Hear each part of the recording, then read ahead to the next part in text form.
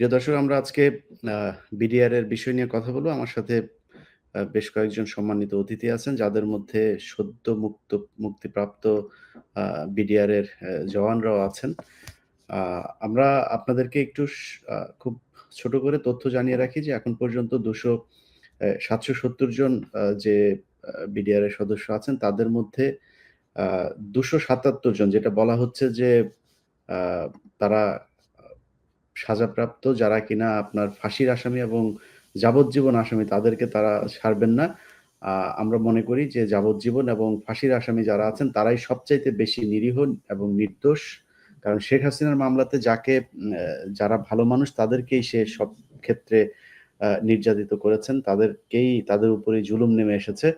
অতএব আমরা তাদের মুক্তি চাই। কিন্তু সরকার বলেছিল যে যদি গত শুনানিটা পর্যন্ত হিসাব করি, যে যারা অন্তত খালাস পেয়েছে গত সরকারের আমলে ১০ বছর, ৫ বছর, ২ বছরের সাজাপ্রাপ্ত, তাদের সাজার মেয়াদ শেষ হয়েছে আরো ১০ বছর, ৫ বছর আগেই। তাদেরকেও আটকে রাখা হয়েছিল। তাদেরকে অন্তত ছাড়বে। সেই মানুষগুলোকেও গত শুনানিতে ছাড়া হয় নাই। গত আ যেই শুনানিটা হয়েছিল সেখান থেকে ১৭৮ জনকে বের করা হয়েছে। আরো প্রায় ৯৯ জন এখনো জেলখানায় আছেন। সেই সংখ্যাটা থেকেও আমরা আশা করব, সরকারের কাছে প্রত্যাশা করব যে পরবর্তী যে শুনানি আছে, আর মাত্র ১ সপ্তাহ বাকি আছে। এর মধ্যে তাদের সবাইকে মুক্তি দিতে হবে। এবং বিডিআর এর হত্যা মামলাতে আমরা আগেও বলেছি, এখনো বলছি যে বিডিআর এর আমরা বিচার চাই। এই বিচারে যদি যারা মুক্তি পাচ্ছে তাদের মধ্যে যদি বর্তমান কমিশন, শেখ হাসিনার তদন্ত অনুযায়ী না, বর্তমান কমিশন যদি মনে করে কেউ নির্দোষ, তাদেরকে আবার আটক করে নিয়ে যাক, ফাঁসি দেক, আমাদের কোনো সমস্যা নাই। কিন্তু হাসিনার মামলাতে যারা আছে তাদের সবাইকে মুক্তি দিতে হবে। কারণ এই ১৬ বছরে তাদের উপরে যে নির্যাতন করা হয়েছে, এই মানুষগুলোর জীবনের স্বর্ণযুগ যে সময়টাকে মনে করা হয়, সেই সময়টা তাদের জীবন থেকে কেড়ে নেওয়া হয়েছে। আমাদের সাথে যারা উপস্থিত আছেন তাদের মধ্যে প্রায় ৩ জন আছেন যারা বন্দী ছিলেন। তাদের যে কষ্টের জীবন, সেই জীবনের কথা শুনবো। আমরা ১ম এই সিরাজুল ইসলাম ভাইয়ের কাছে যাই। সিরাজুল ইসলাম ভাই, আমরা ছোট করে শুনি যে কেমন আছেন এখন? কেমন ছিলেন? কেমন কাটলো আপনার জেল জীবন? আসসালামু আলাইকুম। আমি প্রথমেই আমাদের যারা গত ছাত্র আন্দোলনে যারা আত্মবলিদান করছে তাদেরকে আমি শ্রদ্ধা করে স্মরণ করছি এবং তাদের যারা মারা গেছে রুহের মাগফিরাত কামনা করছি। এবং আমাদের স্বাধীনতা সেনা কর্মকর্তা যারা মারা গেছেন তাদের রুহের মাগফিরাত কামনা করছি। আর প্রথমে একটু কথা না বললে হয় না যে আমি এই ১৫ বছর জেলে ছিলাম।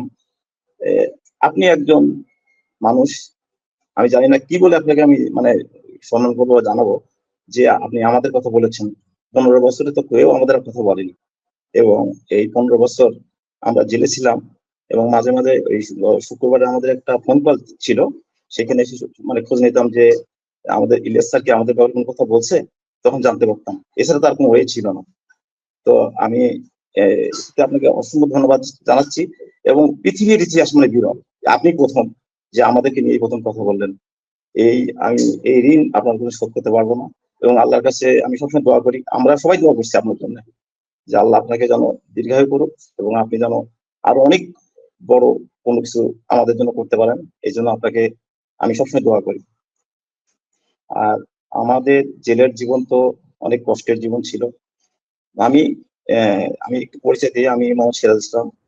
আমি বিডিআর হাসপাতালের প্যাথোলজির ইনচার্জ ছিলাম, এনসিআইসি ছিলাম আর কি এখানে। তো এই ঘটনা যখন ঘটে তখন আমি প্যাথোলজিতে হাজির ছিলাম।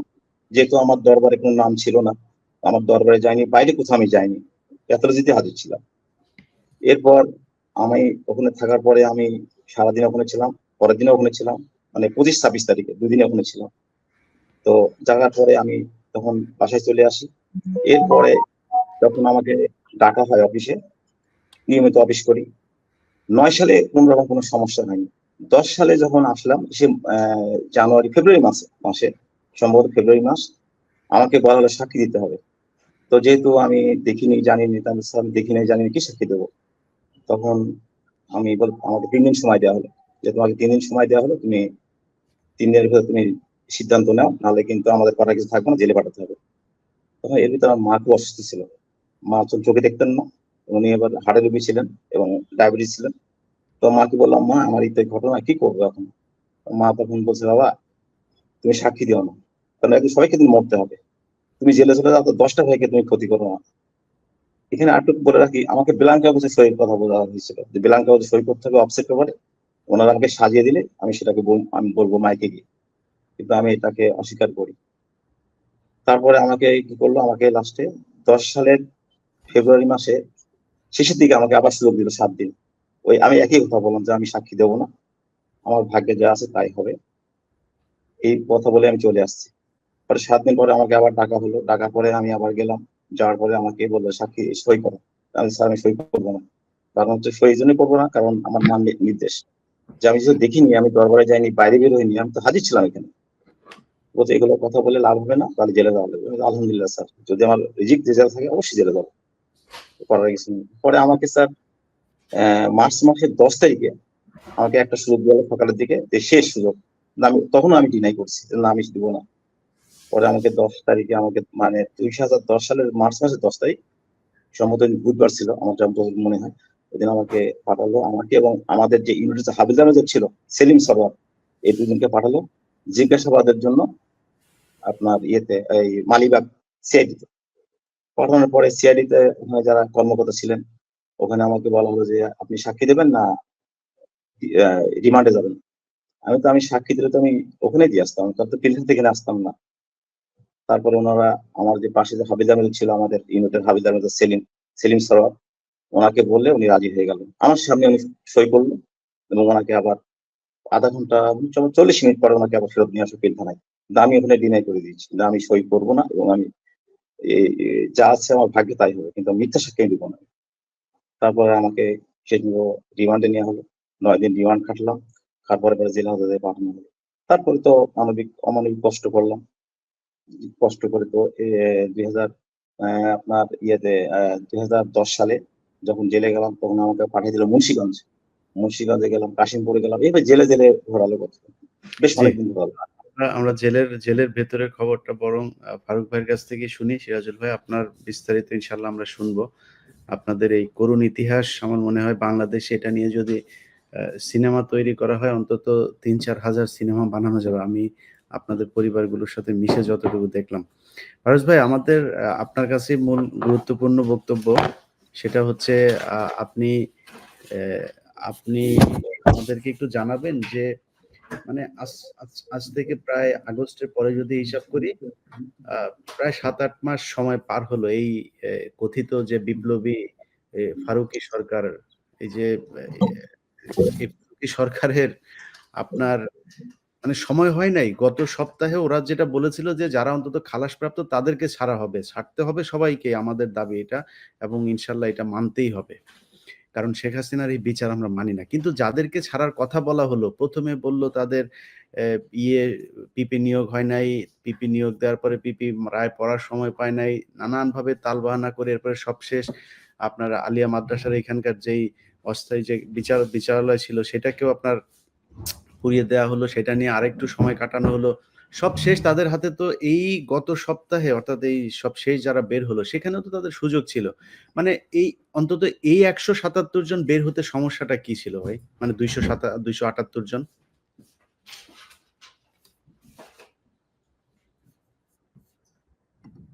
এবং কথা বলবার সুযোগ করে দেওয়ার জন্য অসংখ্য ধন্যবাদ।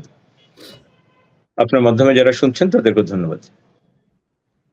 আমি ইলিয়াস, আপনার কথাটা বলার আগে একটু মানে এই বিষয়টা নিয়ে কাজ করার কারণে দুঃখবোধ থেকে যেটা বলছি, সিরাজ ভাইকে শুনছিলাম জেলখানায়, আমি জানি না ওনার সাথে আমার দেখা হয়েছিল কিনা, 2015 এবং 2020-এ দুবার, আমার সব মিলে প্রায় 8 মাস। সৌভাগ্যই বলি, এই সরকারের অধীনে যারা জেল খেটেছেন, অন্তত তারা একটা জিনিস নিশ্চিত, যে তারা অন্যায় করেননি বলেই, মাথা নত করেননি বলেই তাদেরকে জেলে যেতে হয়েছে। তা আমার সৌভাগ্য হয়েছিল 2015 এবং 2018-20-এ দুবার জেলে যাওয়ার। আমি যেটা বলছিলাম সেটা হচ্ছে যে, একটি কথা আমরা শুরু থেকে বারবার বলছিলাম, এই সরকার, পতিত সরকারের পরে এই সরকার যখন আসলো, আমরা সেখানে বলছিলাম যে যেহেতু হাইকোর্টে একটি রিট করা হইল এবং ব্যাপক শুনানির পরে মহামান্য হাইকোর্ট এই বিষয়টা আস্থায় আনলেন, বিশ্বাসে আনলেন যে ওখানে একটি একপেশে তদন্ত হয়েছে, একটি একপেশে মন গড়া একটি আদিষ্ট হয়ে তারা যে চার্জশিটটা দাখিল করলেন, সেই চার্জশিটের ভিত্তিতে ভুয়া সাক্ষী দিয়ে একটি জুডিশিয়াল জাজমেন্ট দেওয়া হলো। আসলে এর মাধ্যমে কিছু লোককে হত্যা করা হলো। আমরা বলছিলাম, যেহেতু এটা হাইকোর্ট বিশ্বাস করলেন যে একটি ভুল তদন্ত হয়েছে, এবং এর ভিত্তিতে বাংলাদেশের বর্তমান অন্তর্বর্তীকালীন এই জনপ্রতিনিধি সরকার তারা একটি তদন্ত কমিশন করলেন। তাদের এই তদন্ত কমিশন করার মাধ্যমে এটা প্রমাণ হইল যে তদন্ত সঠিক হয়নি বলে নতুন করে তদন্তের প্রয়োজনীয়তা আছে, এবং ওনারা সেই তদন্ত কমিশন করে দিলেন। সঙ্গত কারণেই আমাদের প্রশ্ন ছিল, যেহেতু নতুন করে তদন্ত হচ্ছে, এই তদন্তের মাধ্যমে পুরনো তদন্তটি ভুল প্রমাণিত, এবং ওই তদন্তের উপর ভিত্তি করে যত রায় হয়েছে, আদেশ হয়েছে, সবই ভুল। সেখানে প্রত্যেকটা মানুষ যার খুনের অভিযোগে মৃত্যুদণ্ড হয়েছে, অথবা যাবজ্জীবন হয়েছে, অথবা বিভিন্ন মেয়াদে কারাদণ্ড হয়েছে, একইভাবে যিনি খালাস পেয়েছেন, সবাই কিন্তু 17 বছর জেল খাটলেন। সবাই 17 বছর জেল খাটলেন। তার মানে কি? অনিয়ম, অবিচারের মানে একেবারে শ্রেষ্ঠ উদাহরণ। যার ফাঁসি হয়েছে সে জেলে আছে, হ্যাঁ, তারটা হাইকোর্টে কনফার্মেশনের বিষয় আছে, অ্যাপিলেট ডিভিশনে অ্যাফার্ম হওয়ার বিষয় আছে, কিন্তু যিনি খালাস পেলেন, এবং আপনি শুনে অবাক হবেন, আমাদের যখন হত্যা মামলার চার্জশিট দেওয়া হয়, তখন সেখানে একটি কথা বলা ছিল যে এই মামলার সাথে বিস্ফোরক মামলার একটি চার্জশিট হবে। সেখানে 30 জনকে অভিযুক্ত করা হয়েছে। একদম 30 শব্দটি লেখা আছে, 30 শব্দটি লেখা আছে যে এই 30 জনের ব্যাপারে অভিযোগ দেওয়া হবে, যারা বিস্ফোরক ফুটিয়েছিলেন বা বিস্ফোরকের অভিযোগে তারা অভিযুক্ত। অথচ দেখা গেল কি, এই হত্যা মামলায় প্রথমত তারা যেটা করলেন সেটা হলো যে এই হত্যা মামলা, যেহেতু একটি এফআইআর থেকে এই হত্যা মামলা এবং বিস্ফোরক মামলা হইলো, আমাদের দেশের এটাই হচ্ছে ইনস্ট্যান্স, এটাই কাস্টমস, দুটো মামলা একত্রে চলবে। একজন সাক্ষী যখন একটি মামলায় সাক্ষী দেবে, এই সেম সাক্ষী ওই মামলাটাও আবার যোগ হয়ে যাবে, তাকে নতুন করে সাক্ষী দিতে হবে না। সকল বাংলাদেশের বড় বড় মামলাগুলোতে এটা হয়েছে, কিন্তু তা ওনারা করলেন না, দুটো মামলাকে আলাদা করলেন। কি করলেন? হত্যা মামলা রায় দিয়ে যারা এখানে খালাসপ্রাপ্ত হইল, তাদেরকে আবার ওই সেই বিস্ফোরক মামলা, যেখানে ওয়াদা ছিল, লিখিত ওয়াদা, সিএসএ চার্জশিটে পুরোপুরি বলা ছিল যে 30 জনকে অভিযুক্ত করা হবে, সেখানে সকল খালাসপ্রাপ্ত আসামিদেরকে, আমার জানা মতে যদি ভুল না হয় অঙ্কটা, 272 জন খালাস পেয়েছিলেন ট্রায়াল কোর্টে, সবাইকে ওখানে অ্যাড করে দিলেন। তার মানে যারা বিভিন্ন দণ্ড পেল তারা যেমন আটকে গেল, এবং এই দণ্ডের মেয়াদ যাদের শেষ হয়ে যাচ্ছিল তাদেরকে আবার বিস্ফোরক মামলায় নিয়ে আসা হয়েছিল। তার মানে এন্টার যে 824, সেখান থেকে 850 জন আসামি হইলো, এই 850 জন আসামিকে সবাইকে বিস্ফোরক মামলায় নিয়ে আসা হইল।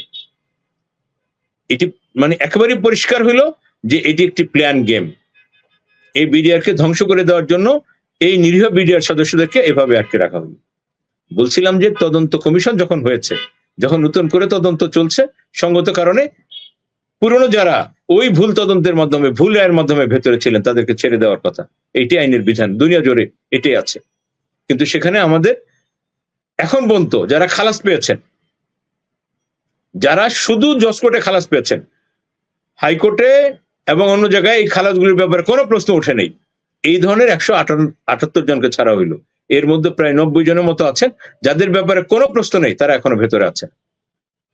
এরপরে যারা বিভিন্ন মেয়াদে দণ্ড হইল, যাদের সার্ভ আউট হয়ে গেল, সেই অঙ্কটা যেমন এখনো রয়ে গেছে, একইভাবে যারা হাইকোর্ট থেকে খালাস পেলেন, সেই অংশটা এখনো ভেতরে রয়েছে। মানে বিচারের নামে যে নির্মমতা এখনো চলছে। আগে যখন চলতো কালো কাপড়ে কালি লাগলে দেখা যায় না, কিন্তু সাদা কাপড়টায়, এই সাদা সরকারের আমলে যখন আমরা এই অবিচারের সম্মুখীন হচ্ছি, নিরীহ বিডিআর সদস্যরা যখন এখনো ডুকরে উকরে কাচ্ছে, তখন বেশি কষ্ট লাগে। এই জন্য বলছিলাম যে গত তারিখে আমরা আশা করছি গত ধার্য তারিখে 178 জনকে কিছুটা হলো ছেড়ে দিয়ে কিছুটা হলো পাপমোচন হয়েছে। আমরা আশা করছি 10 ফেব্রুয়ারি এই তারিখে পুরোপুরি খালাসপ্রাপ্ত যারা ছিলেন তাদের সবাইকে তো দেওয়া হবেই, একই সাথে যাদের ইতিমধ্যে সার্ভ আউট হয়ে গেছে, যেটা within the jurisdiction of this learned court, এই কোর্টের অধীনে যেটুকু আছে, এটুকুর শেষ বিন্দু পর্যন্ত বিডিআরের সকল সদস্যরা যারা এই আইনের, এই সরকারের, মানে এই কোর্টের ক্ষমতার মধ্যে যারা আছেন, এই কোর্টের ক্ষমতার মধ্যে যারা আছেন, যাদের সার্ভ আউট হয়ে গেছে, যারা খালাস হয়েছিলেন, যারা কোথাও কোনোভাবে অ্যাপিলেট ডিভিশনের সাথে কোনোভাবে লিঙ্ক আপ না, তাদের সবাইকে গুণে গুণে হিসাব করে সবাইকে মুক্তি দেওয়া হবে, এটা আমাদের প্রত্যাশা। জি, ফারুক ভাই, আপনার আপনার ভেতরে কি অবস্থায় কেমন ছিলেন সেই অভিজ্ঞতাটা আমরা একটু শুনতে চাই।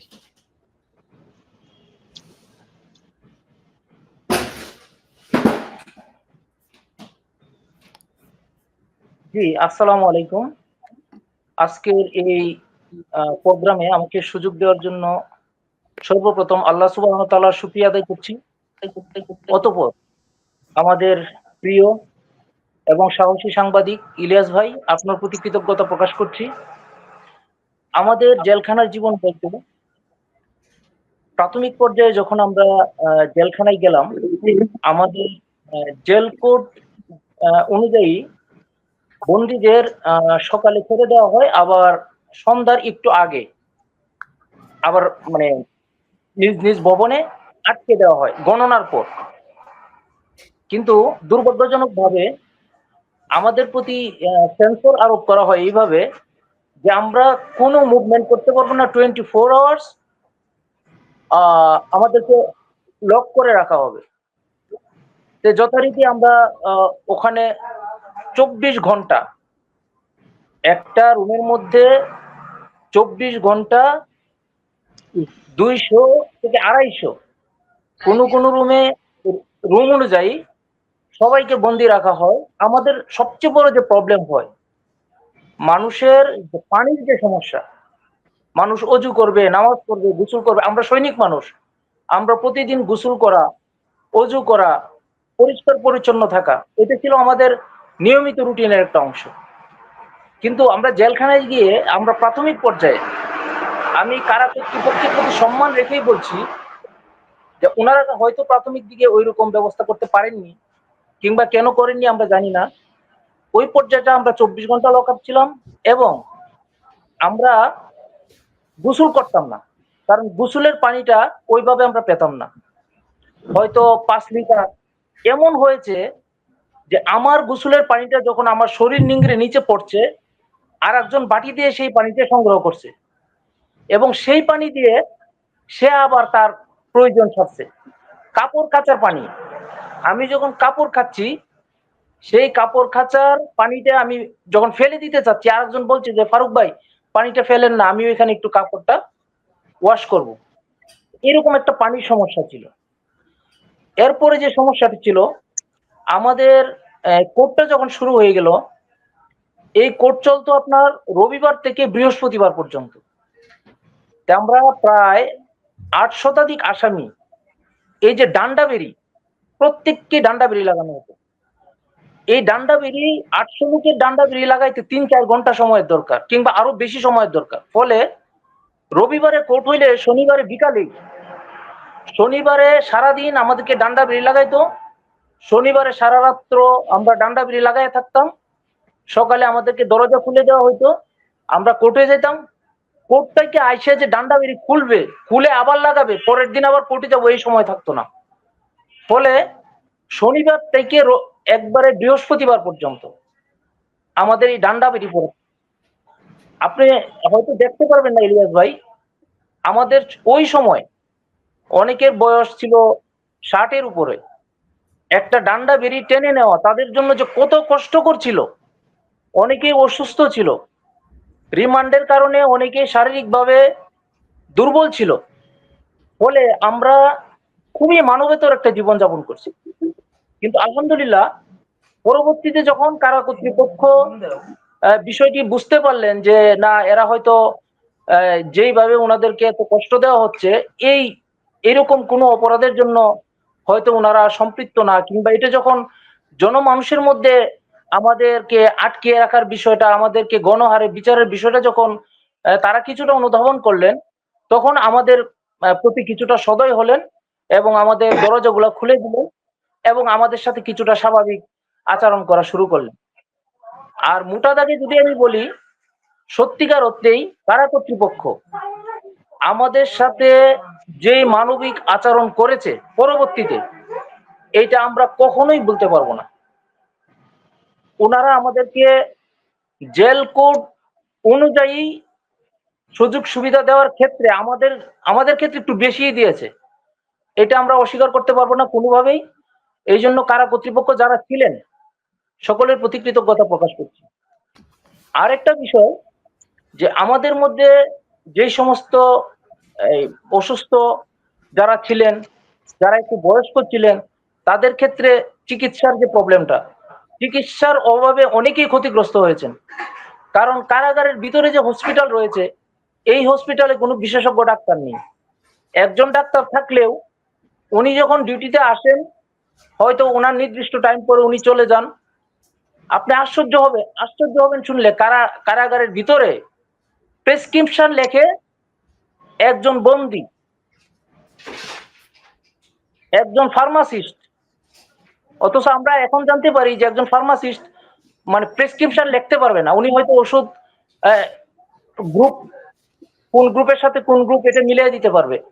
এই সমস্ত সমস্যাগুলো আমরা কারাগারে ফেস করছি, এবং এখনো চিকিৎসার বিষয়টা আমাদের অনেক কমতি আছে। শুধু আমরাই না, কারাগারে যারাই বন্দী আছেন, কারাগারের হাসপাতালে ওইরকম কোনো আধুনিক সরঞ্জাম নাই, এবং বিশেষজ্ঞ কোনো ডাক্তার নাই, অপারেশন থিয়েটার নাই।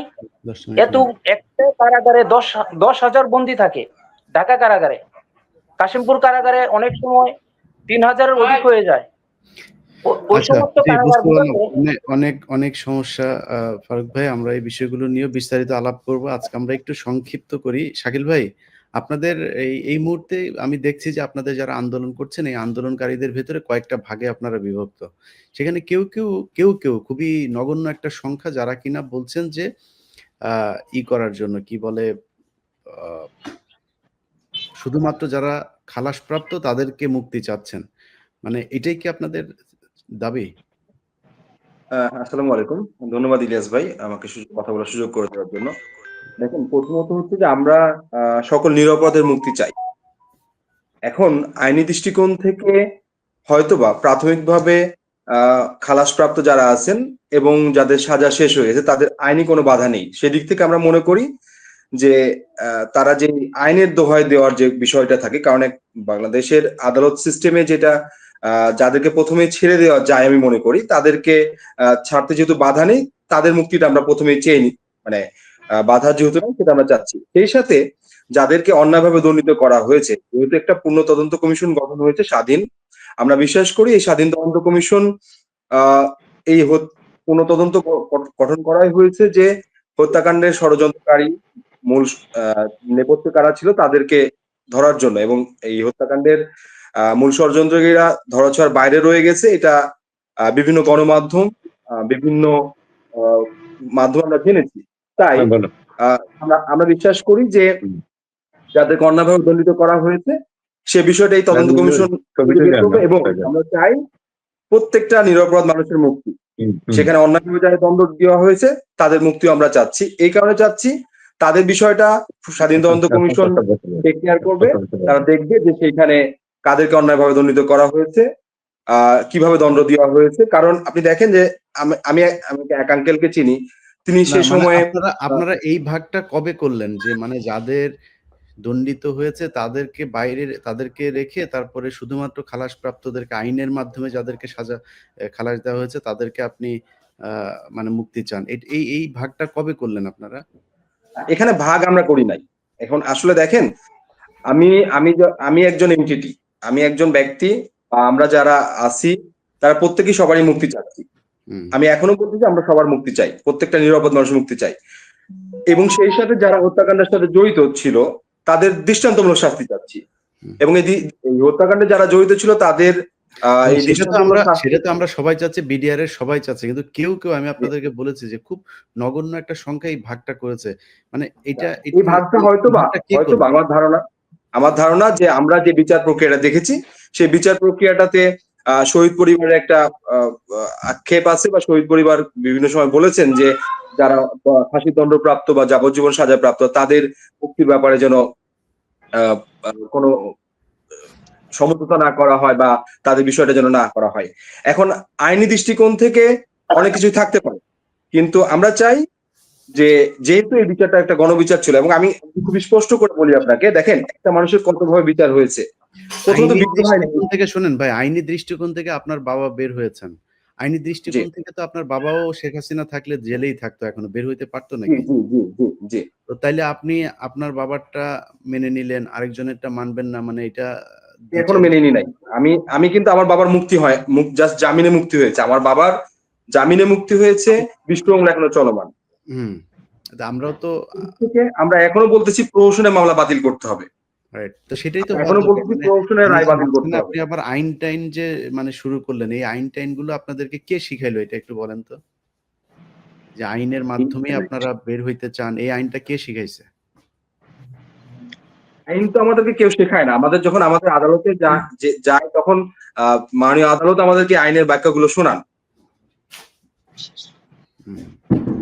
এখন আপনারা সেই আইন কি শেখ হাসিনারটা মানেন না বর্তমান সরকারেরটা আমরা মানেন? আমরা কোন কোনটা আইনকেই মানেন? শেখ আমরা হাসিনারটা মানেন না বাংলাদেশের এখনকার সরকারেরটা মানেন? অবশ্যই বর্তমান সরকার আইনকে মানি আমরা। আমাদের এখানে একজন বিজ্ঞ অ আইনজীবী আছেন। তিনি এই জায়গাগুলো ব্যাখ্যা করেছেন যে আগের মামলাটাতে ত্রুটি ছিল, তদন্তে ত্রুটি ছিল, যেই কারণেই নতুন করে তদন্ত কমিটি গঠন করা হয়েছে। এই কমিশন গঠন করার ১ সেকেন্ডের পরে আগের যে তদন্ত, আগের মামলার কোনো কার্যকারিতা নাই। কারণ সরকার মনে করেছে কোনো মামলায় কি রায়ের পরে কি এই ধরনের তদন্ত হয় নাকি কোনো মামলার? জীবনে কোনোদিন হয়েছে? সো আপনার এটা তো আমাদের বুঝতে বাকি নাই যে আগের মামলাটাতে ত্রুটি ছিল। তো আপনারা হঠাৎ করে আবার এটা চাইলেন। এটা একটা যা গেল। আরেকটা জিনিস আপনাদের মানে আমি সরাসরি জিজ্ঞেস করি, বাংলাদেশের মানুষ যারা এই ভিডিও দেখছেন, যারা দেখবেন, আপনাদের কাছ থেকে কোনোদিন মানে আপনাদের জন্য সবচাইতে বেশি কোনো সাংবাদিক যদি কাজ করে থাকে সেটা কে? একজনের নাম বলেন তো? মানে আমি এটা আমি নিঃসন্দেহে আপনি, বি অনেস্ট। নিঃসন্দেহে আপনি এবং প্রথম আমি থেকেই কাজ আপনার কাছ করছেন। থেকে কোনোদিন কোনো টাকা-পয়সা-টয়সা চেয়েছি নাকি? বরং তো আপনি টাকা চান নাই, বরং আপনি আমাদের এই যারা আন্দোলন বিভিন্ন সময়ে এই যে শহীদ মিনারে যে মানুষগুলো এসেছিল একটা সময় এই ৭ তারিখে বা ৮ তারিখে তখন আপনি তাদের জন্য একটা টাকাও পাঠিয়েছিলেন যে তাদের জন্য খাওয়া-দাওয়ার জন্য ব্যবস্থা করার জন্য। হুম। না ওইটা সমস্যা নেই। ওইটা বলার দরকার নেই। আমি পাঠিয়েছিলাম সেটা বলার দরকার, আমি চাইনিই তো টাকা।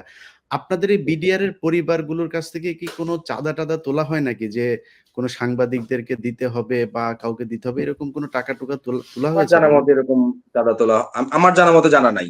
এখন হুম। যদি এখানে কেউ তুলে থাকে বা সেটা আমার জানা নেই। আমার আচ্ছা জানা যাই হোক, মতে আমি এটা আরো যারা বিডিআর এর যেসব সংগঠনগুলো আপনারা এখানে কাজ করছেন, আপনাদের সবার কাছে অনুরোধ থাকলো, যদি এইভাবে কোনো টাকা-পয়সা উঠানোর কোনো ব্যাপার হয়ে থাকে, প্লিজ এটা আমাকে একটু জানাবেন যে কোন সাংবাদিক টাকা চেয়েছে বিডিআর এর পরিবারের কাছে। কারণ বিডিআর এর পরিবাররা গত ১৬ বছরে এই যে ফারুক ভাই যে কথাগুলো বলল, উনি হয়তো খুব অবলীলায় এই কথাগুলো বললেন। উনি ফিল করছিলেন হয়তো কিছুটা। আমরা হয়তো মনে করছিলাম ডান্ডা বেরি পড়িয়েছে, পড়িয়ে তারপরে মানে শুক্রবার, শনিবার থেকে ডান্ডা বেরি পড়িয়ে তারপরে সেই বৃহস্পতিবার পর্যন্ত আবার এটা পড়িয়ে রাখা, ভেতরে এত অমানবিক। আ তার উপরে আমি আ ইয়ে ভাইকে এড করার জন্য খুব চেষ্টা করছিলাম, মুতাহার ভাইকে। আমি উনার কাছ থেকে যে চিকিৎসার নামে যেই আ মানে অবিচার করা হয়েছে এই বিডিআর এর সদস্যদের উপরে, সেখানে প্রায় আমার মনে হয় কতজন শাকিল ভাই মারা গিয়েছে কতজন? এই এই এখন জেলখানায় থাকা পর্যন্ত অবস্থায়? ৫৭ জনের অধিক ৫৭ জেলখানায়। জনের অধিক মারা গিয়েছে। ঘটনার পর মারা গিয়েছে। আজিজ ভাই, অ্যাডভোকেট আজিজ ভাই বলছেন আরো বেশি। যাই হোক, আ আজিজ ভাই কতজন মারা গিয়েছে? জি ভাই। ভাই রিমান্ডে মারা গেছে ৪৭ জন আর পরবর্তীতে মারা গেছে প্রায় ৬১ জনের মতো। আচ্ছা, আজিজ ভাই হচ্ছে আমাদের বিডিআর এর। আজিজ ভাই আপনার পরিচয়টা দেন। ভাই আমি হচ্ছি আ জেলে নির্যাতিত ডিআইডি আব্দুর রহিম সাহেবের ছেলে, যাকে সন্দেহবশত শুধুমাত্র রাজসাক্ষী না হওয়ার জন্য এই ফ্যাসিস্ট সরকার মেরে ফেলে। রাইট। উনার বাবা শহীদ হয়েছেন। এরকম অসংখ্য শহীদের ছেলেমেয়েরা রাস্তাঘাটে ঘুরে বেড়ায়। সেদিন যেই কথাটা শাকিল ভাই বলছেন, আমি এই বিষয়গুলো আসলে পাবলিকলি কখনো বলতে চাই না। আমার খুব খারাপ লাগছিল যে রাত ১২টা-১টা বেজে গিয়েছে। অনেকের কাছে শুনছিলাম কেউ খেতে পারে নাই, এদের থাকার জায়গা নাই, ফুটপাতে ঘুমিয়ে আছে। আমাদের দেশের আ সিনেমা দেখতে যাওয়া উপদেষ্টারা একটু দেখতে যাওয়ারও সুযোগ পায় নাই। উনাদের একটু খাবারের ব্যবস্থাও করার সুযোগ পায় নাই। তো এই করুণ ইতিহাস বিডিআর এর, যে কারণে সেনাবাহিনীর কাছে আবারও বলতে চাই যে সেনাবাহিনীর ভাইরা, আমরা আপনাদের শক্তিশালী একটা সেনাবাহিনী চাই। কিন্তু আপনাদের ভেতরে খুনিদেরকে রেখে শুধু বিডিআর এর লোকজনদেরকে এইভাবে কষ্ট দিয়ে তাদের পুরো পরিবারগুলোকে ধ্বংস করে দিবেন। যে কজনকে সাজা মওকুফ করা মানে করা হয়েছে, খালাস দেওয়া হয়েছে, এর আগে যারা ছাড়া পেয়েছে তাদেরকে একজনকেও তো চাকরিতে নেন নাই কেন? তারা তো নির্দোষ, এই জন্যই তাদেরকে ছাড়া হয়েছিল। তাদের চাকরিতে নেন নাই কেন? এখন যাদেরকে ছাড়া হচ্ছে তাদেরকেও কোনো পুনর্বাসনের কোনো কথা আমরা শুনছি না। যাই হোক, আমি সবার কাছে ক্ষমা চাচ্ছি। আমার একটু খুব জরুরি কাজ রেখেও আমি লাইভে এসেছিলাম। শুধুমাত্র এই কথাটা বলার জন্য। ৮ তারিখের আগে অবশ্যই আমরা আরেকটা লাইভ করব।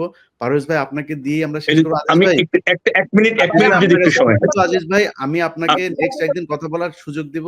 আমি পারভেজ জি, ভাইয়ের কথা শেষ করে thank you. তারপরে শেষ করি। পারভেজ জি। ভাই, আমি আমার যুগ যুগ ধরে দেখবেন যে সব স্বৈরশাসকরা, ষড়যন্ত্রকারীরা একটা পলিসি মেনটেন করে গোটা দুনিয়াতে, সেটা হচ্ছে ডিভাইড অ্যান্ড রুল। আমাদের কষ্টের বিষয়টা হয়েছে এই যে আজকে বিডিআর এই নির্যাতিত সদস্যরা নানানভাবে নিগৃহীত যারা, তারা একটি পর্যায়ে এসেছে এবং আব্দুল আজিজ যে হিসাবটা দিলেন তাতে সব মিলে 108 জন নানানভাবে রিমান্ড থেকে শুরু করে জেলখানায় অদ্যাবধিবন্ত মৃত্যুবরণ করেছে, শহীদ হয়েছে। এই অবস্থার মধ্যে আপনি যেখানেই থাকেন না কেন, আপনি আর্মিতে থাকেন, যখন বিডিআর আসছেন তখন আপনি বিডিআর এর পোশাক পরছেন। আপনি পুলিশে থাকেন, আপনি আনসারে থাকেন, আপনি যখন র্যাবে আসতেছেন তখন র্যাবের পোশাক থাকেন, আপনি তখন র্যাব। আপনি কি পুলিশ ছিলেন না আনসার ছিলেন এটা ম্যাটার করে না, আপনি নেভি ছিলেন না এয়ারফোর্স ওইটা ম্যাটার করে না। আপনি যখন আর্মিতে ছিলেন, আপনি যখন বিডিআর এসেছেন তখন আপনি বিডিআর।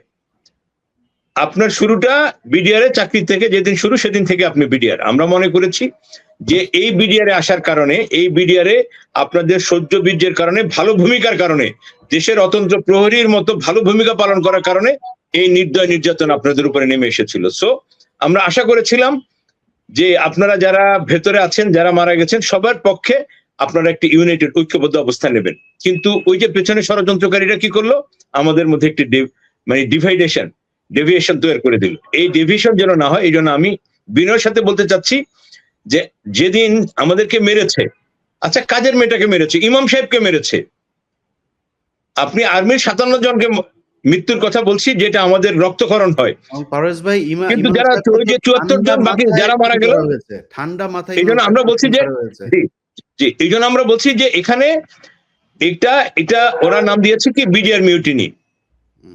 সো আপনি যেভাবে বলেন, দয়া করে আমরা বিনয়ের সাথে বলতে চাচ্ছি, আমরা যেখানে থাকি না কেন, আমরা যারা খালাসপ্রাপ্ত, যারাও জেল খেটেছি, যাদেরকে অন্যায়ভাবে ভুল রায়ের মাধ্যমে খুনের অভিযুক্ত করে ফাঁসি দিয়েছিল, তারাও কিন্তু জেল খেটেছি।